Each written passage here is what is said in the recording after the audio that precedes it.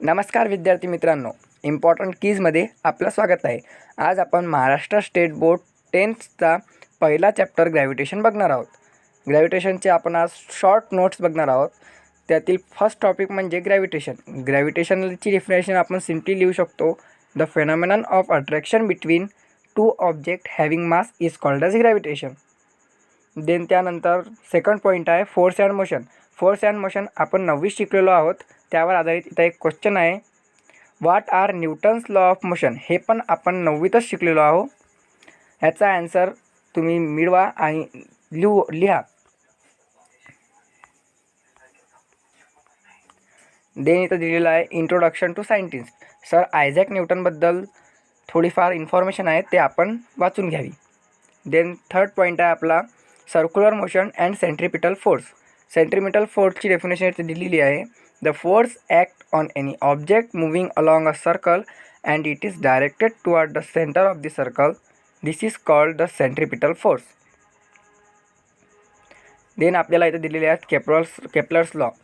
Kepler's law आपल्या 10वीच्या board एक्झाममध्ये 80% chances आहेत केप्लर्स लॉवर क्वेश्चन येण्याच्या. केप्लरचा फर्स्ट लॉ दिलेला आहे, the orbit of a planet is an ellipse with the sun with one of the foci.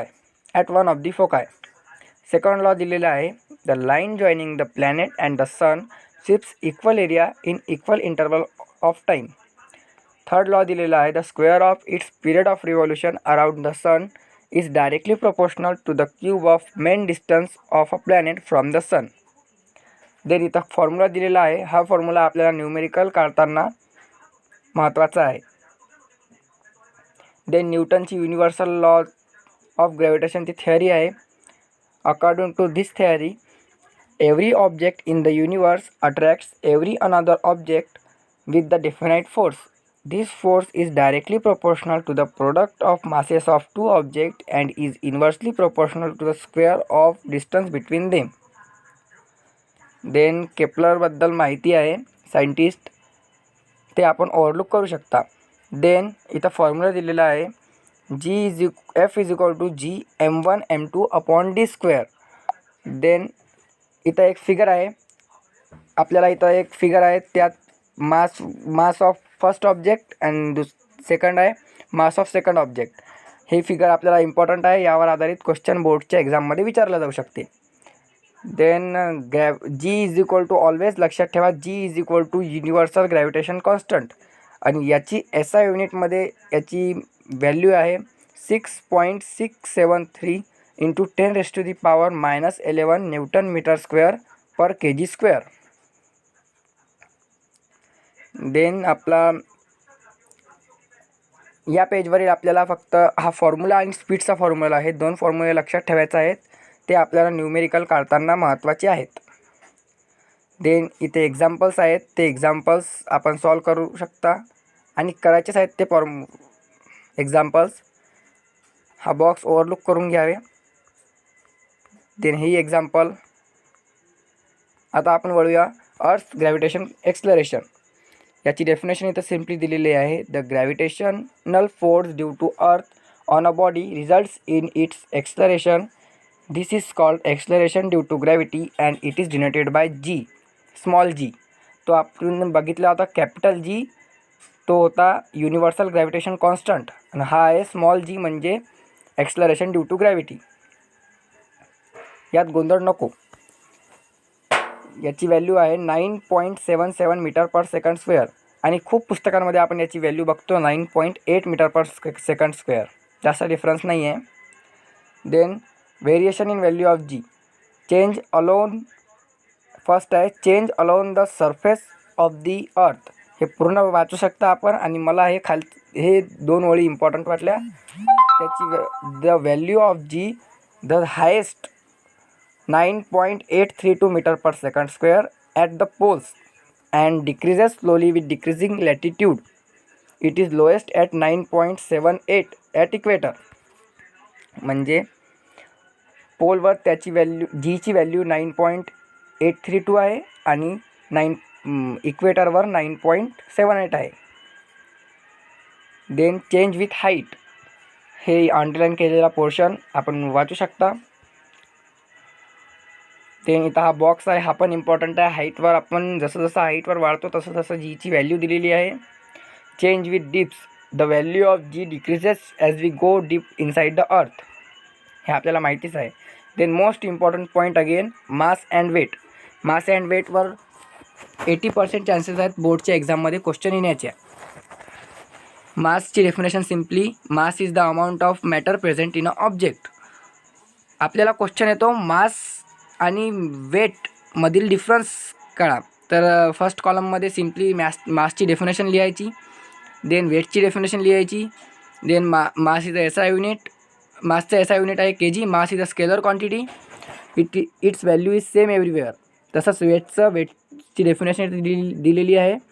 Weight of an object is defined as the force with which the earth attract the object. त्याचा एसआय युनिट दिलेला आहे newton and it is a vector quantity. Then the weight of an object change place to place. सोपा आहे, difference सहज लक्षात येतो, त्यावर क्वेश्चन येतोच. देन एक्झाम्पल्स आहेत ते आपल्याला सॉल्व करायचे आहेत. बॉक्स ओव्हरलुक करायचा आहे. ते नेक्स्ट पॉईंट आहे फ्री फॉल. फ्री फॉलची डेफिनेशन मी वाचतो पहिले.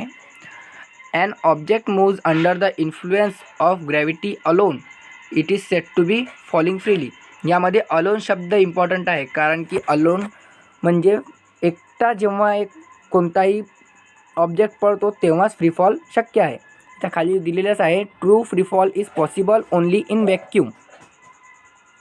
तीन फॉर्म्युले आहेत तिथं. V = GT, S = 1/T GT² and V² = 2GS. हे फॉर्म्युले वाचून घ्यावेत, न्यूमेरिकल सॉल्व करताना इम्पॉर्टंट आहेत. देन एक्झाम्पल त्यावरीलच न्यूमेरिकल आहेत, सोपी आहेत. Then gravitational potential energy. Gravitational potential एनर्जीची डेफिनेशन आहे, the energy stored in a object because of its position or state is called as potential energy. एवढंच वाचत आहे. आणि त्याचा फॉर्म्युला इथे दिलेला आहे, Gm/r+h negative. Then escape velocity definition आहे इथं, an object is able to overcome the downward pull by the earth and can escape the earth forever and will not fall back on the earth. This velocity is called as escape velocity. सोपी आहे definition, एक वेळा वाचा, लक्षात येऊन जाणार. Then kinetic एनर्जीचा formula आहे, सध्या तर नाही, न्यूमेरिकल सॉल्व करताना आपल्याला येणारच. देन इस्केप वेलॉसिटीचा पण फॉर्म्युला एक वेळा वाचून घ्यायचा. आता आपण वळूया एक्झरसाइजकडे. एक्झरसाइजमध्ये तसं तर सर्व क्वेश्चन इम्पॉर्टंट आहेत, पण first match the following. Then जसं आपण म्हटलं होतं, मास अँड वेटमधील डिफरन्स आणि त्याच्यावर एक क्वेश्चन आहे, मस्त क्वेश्चन आहे, वाचा. फर्स्ट नंबरचा सेकंड यातला ए क्वेश्चन इम्पॉर्टंट आहे. देन डेफिनेशन्स आपण इथं लर्न केल्याच, म्हणून डेफिनेशन सेकंड क्वेश्चन त्याच्यावरच आहे. देन केपलर्स लॉ पण आपण लर्न केलेच. The value of G suddenly becomes twice its value, it will become 2 times more difficult to pull a heavy object along the floor. Why असं का होते, हा question important आहे. Then explain why the value of G is 0 at the centre. हा question पण important आहे. Solve the following मधील हा एफ आणि जी हे लास्टचे दोन न्यूमेरिकल तसे तर सर्व इम्पॉर्टंट आहेत, पण लास्टचे दोन वाचून जावे. ठीक आहे मित्रांनो, पुन्हा भेटूया. तर मित्रांनो, या व्हिडिओला लाईक करा, आपल्या मित्रांमध्ये शेअर करा, जेणेकरून त्यांनाही अभ्यासामध्ये मदत होणार, आणि आपल्या चॅनलला सबस्क्राईब करा. नेक्स्ट व्हिडिओ लवकरच अपलोड होणार.